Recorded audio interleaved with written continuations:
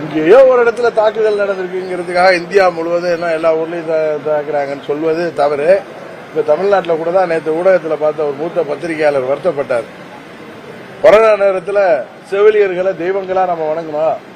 இன்றைக்கு அவர்கள் தங்களுக்கு தேர்தல் வாக்குறுதியில சொன்னதை நிறைவேற்ற சொல்லி போராடினா அதை எந்த ஊடகமும் கண்டுக்கல. அவர்கள் சார்பா ஒரு கட்டுரையோ இல்ல ஒரு டிபேட்டோ நடக்கல அப்படிங்கிற அளவுக்கு தான் இன்னைக்கு தமிழ்நாடு இருக்கு.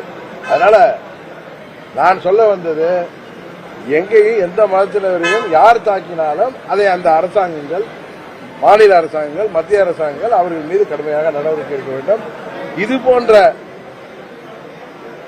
காட்டுப்பிராண்டித்தனமான தாக்குதல்கள் நடக்க விடாமல் பார்த்துக் கொள்ள வேண்டியது அரசாங்கத்தின் கடமை.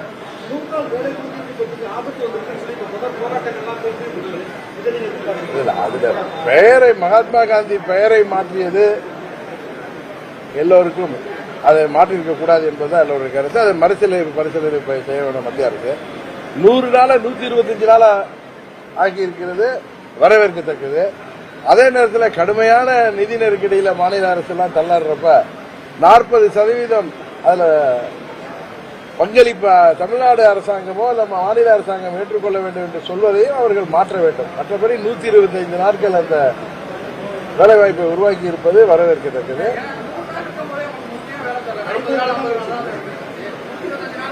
125 நாள் அந்த திட்டம் சிறப்பாக செயல்படுத்தப்பட்டதா இல்லையா என்பது நம்மளும் கிராமங்கள்ல எல்லாருக்கும் வீடுகள் இருக்கு.